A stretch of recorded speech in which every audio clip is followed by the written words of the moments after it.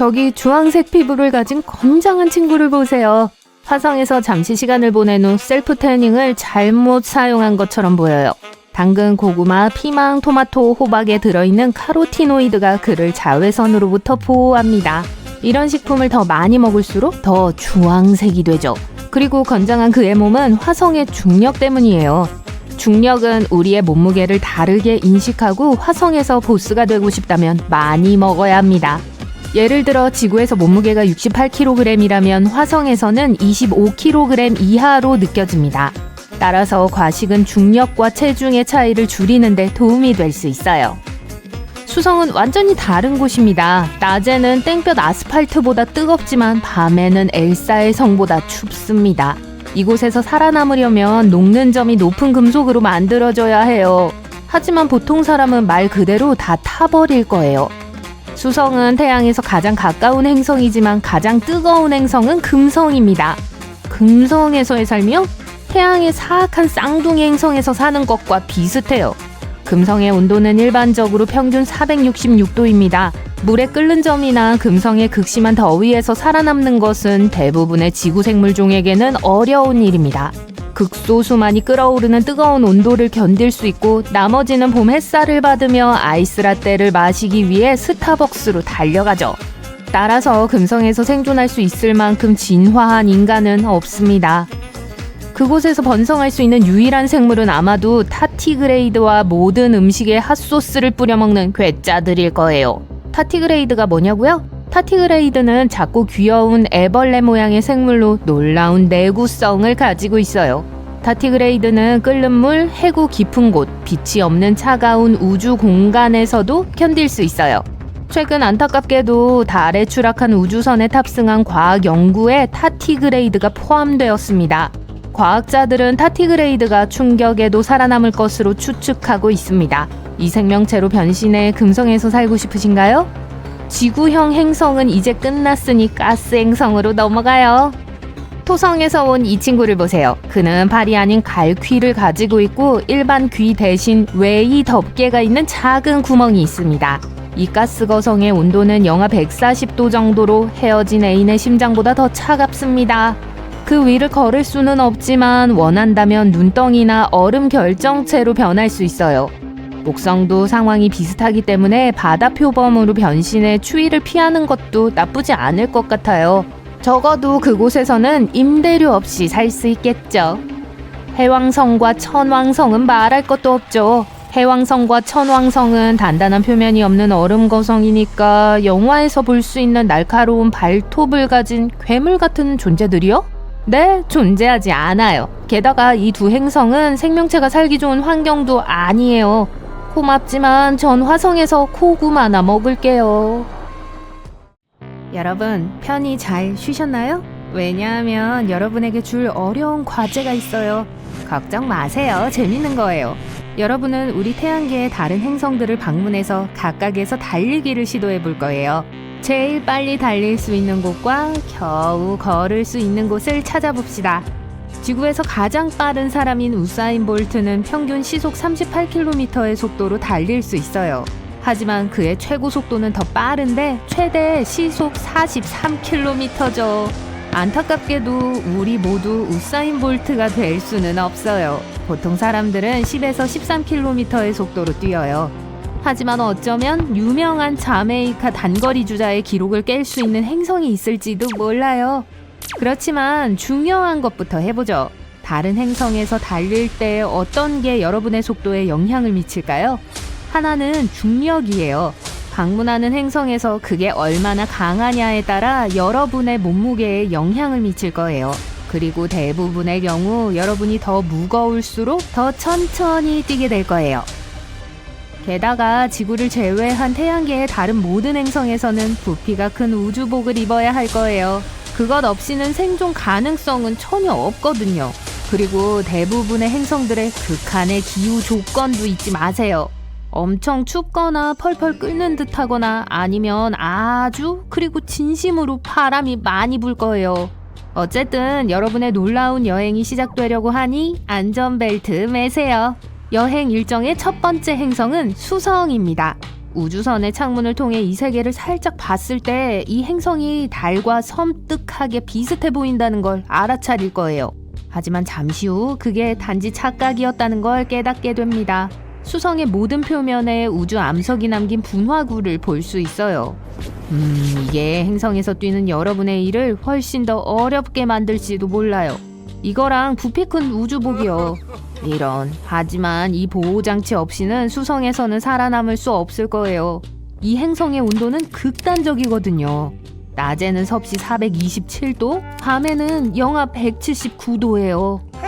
하지만 이 불친절한 행성에서 여러분에게 유리하게 작용할 수 있는 한 가지가 있어요.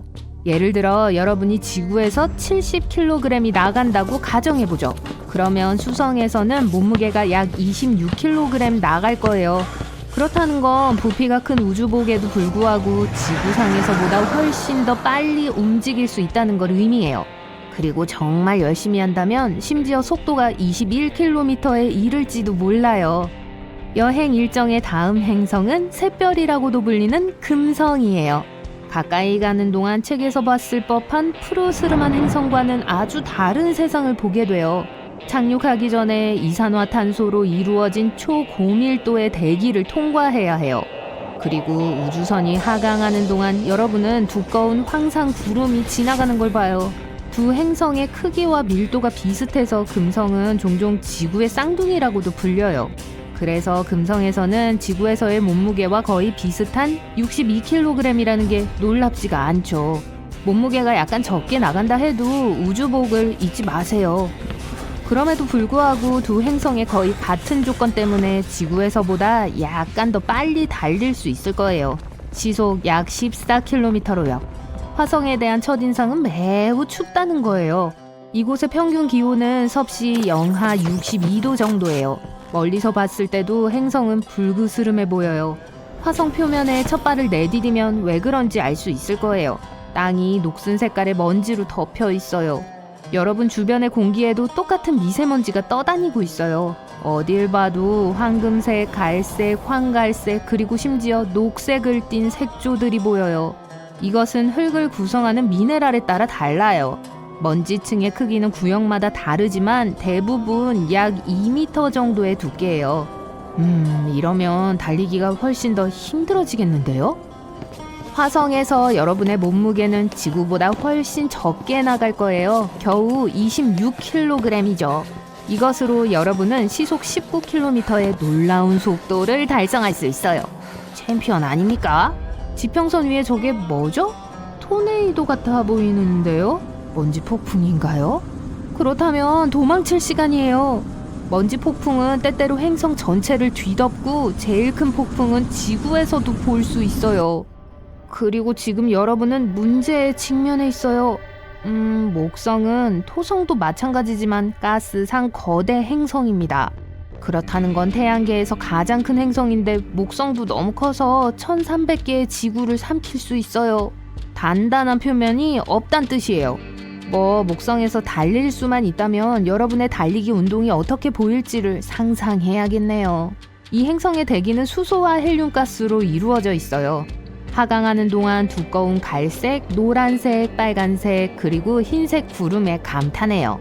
이게 행성을 다채롭고 아름다운 줄무늬가 있게 만들어줘요. 목성에서는 몸무게가 177kg이 나갈 거예요. 서툰 우주복을 입고 그냥 그곳을 걸어 다니기 위해서 땀을 흘려야 할 거예요. 물론 여러분이 이 행성의 표면을 밟을 수만 있다면 말이죠. 만약 달리기를 하려고 한다면 최고의 결과는 아마 시속 1.6이나 3km일 거예요. 설상가상으로 목성에는 바람이 많이 부는데 그 속도가 시속 322에서 644km에 달해요. 저 고리들 보이시나요? 저건 토성입니다. 단단한 표면이 없는 또 다른 가스상 거대 행성이죠. 이 행성은 대부분 수소와 헬륨으로 이루어져 있어요. 그리고 온도와 밀도는 깊이 들어갈수록 변해요. 만약 여러분이 우주선에서 나와 토성의 표면을 밟기로 한다면 그냥 행성 안으로 떨어지게 될 거예요. 하지만 위에서 보면 마치 토성의 표면이 있는 것 같아 보이죠? 겉보기에는 단단해 보이는 황갈색 구체가 여러 겹의 구름으로 둘러싸여 있어요. 눈에 보이는 바깥층은 암모니아 구름으로 이루어져 있어요. 그 밑에는 황화수소 구름이 있어요. 그리고 가장 안쪽 층은 물 구름으로 이루어져 있어요. 비록 토성이 가스상 거대 행성임에도 불구하고 여러분의 몸무게는 75kg 정도로 크게 다르지 않을 거예요. 그건 행성의 중력이 지구의 중력과 비슷하기 때문이죠.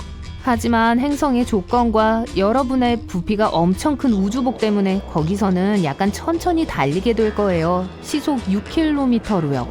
떠나기 전에 토성의 가장 유명한 특징인 멋진 회색, 베이지색, 황갈색의 고리에 감탄해요.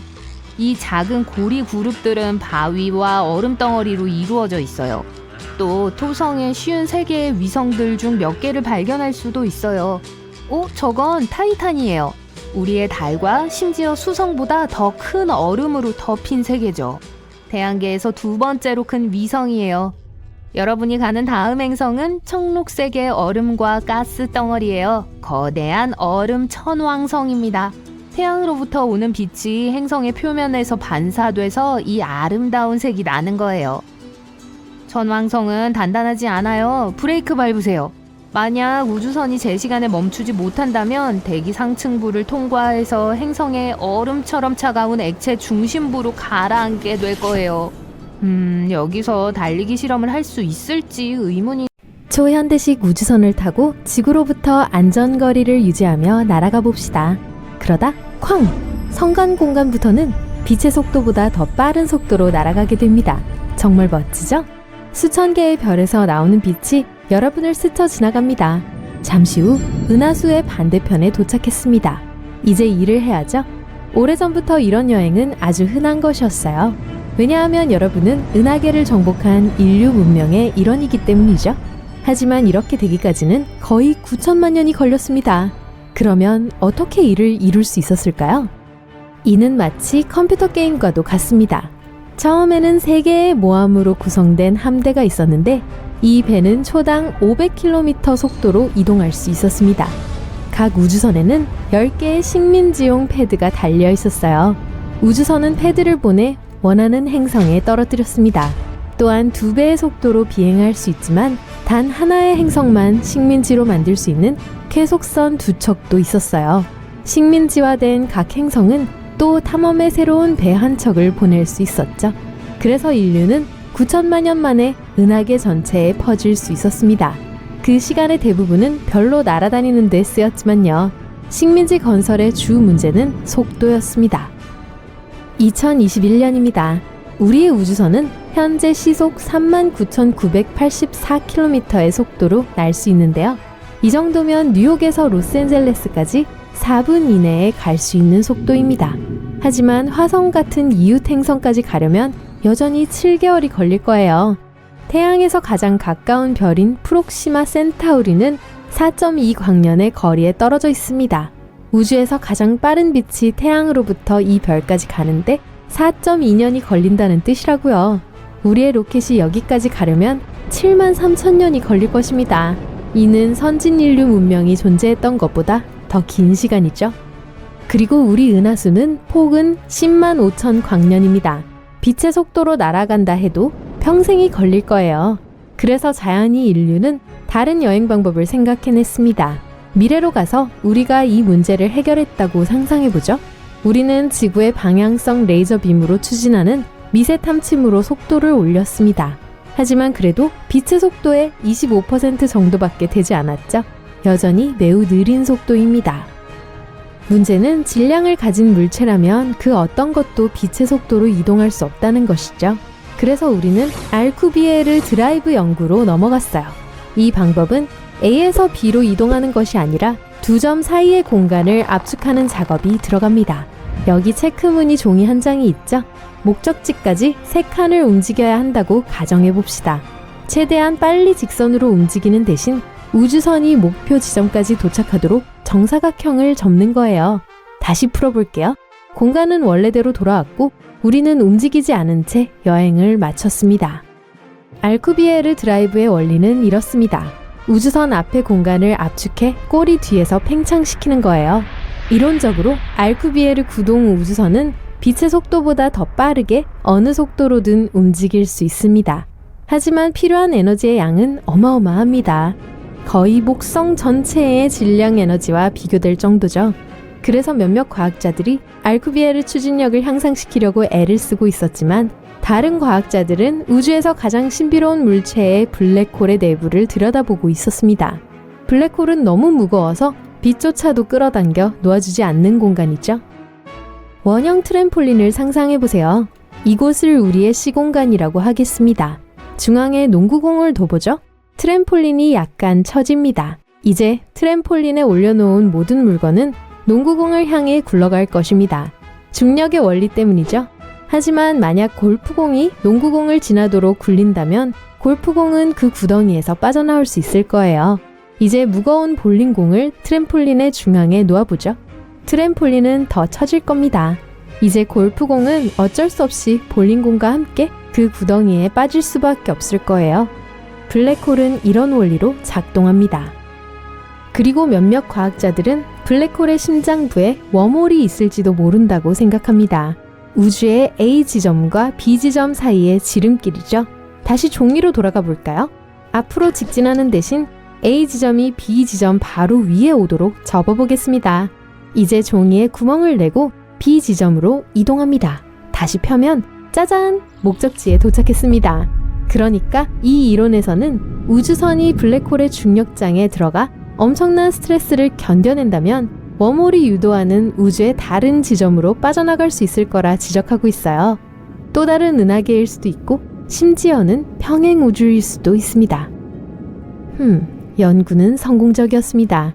이제 은하수 지도를 보죠. 저희는 어디든 갈 수 있어요. 남은 것은 식민 지배를 할 적절한 장소를 선택하는 것 뿐입니다. 약 10억 개의 별이 있군요. 그리고 여기 어딘가엔 생명체가 살기에 적합한 행성이 있을 겁니다. 그래서 일단 명단을 좁혀야 해요. 첫째, 태양과 거의 비슷하고 비교적 젊은 별을 찾아야 해요. 그 근처라면 인간의 식민지는 잠재적으로 오래 살 수 있을 거예요. 이후에 별이 늙으면 별은 팽창하고 빨갛게 변하기 시작할 거예요. 생애의 마지막 단계에서 그 별은 주변의 모든 행성들을 흡수할 수 있고 그 후 엄청난 힘으로 폭발을 하게 되면 거기서 나온 빛을 수십 광년 떨어진 곳에서도 볼 수 있을 거예요. 둘째로 인간의 식민지를 위한 후보가 되려면 별에 거주 가능한 영역이 있어야 할 거예요. 지구에서 너무 멀지도 가깝지도 않고 춥지도 덥지도 않은 장소여야 하죠. 다시 말하자면 행성의 물은 액체 형태로 존재해야만 합니다. 또한 그 후보 행성은 인간이 살 수 있도록 표면이 단단해야 해요. 또 다른 중요한 요소는 행성의 크기입니다. 너무 크기가 크면 중력이 우리를 압박할 거예요. 현재 지구의 중력에 익숙하기 때문에 그 행성에서 뛰거나 걷고 무거운 것을 들기가 더 어렵겠죠? 하지만 만약 행성이 너무 작다면 모두 슈퍼맨이 된 것처럼 느껴질 거예요. 높이 점프하거나 큰 엿기를 들 수 있겠죠? 하지만 그러면서 근육은 균형을 잃고 건강이 나빠질 겁니다. 그래서 지구만한 크기의 행성을 찾아야 합니다. 이 조건을 모두 합치면 우리의 매개 변수에 맞는 항성계는 약 10만 개가 남게 됩니다. 그래서 이제 탐험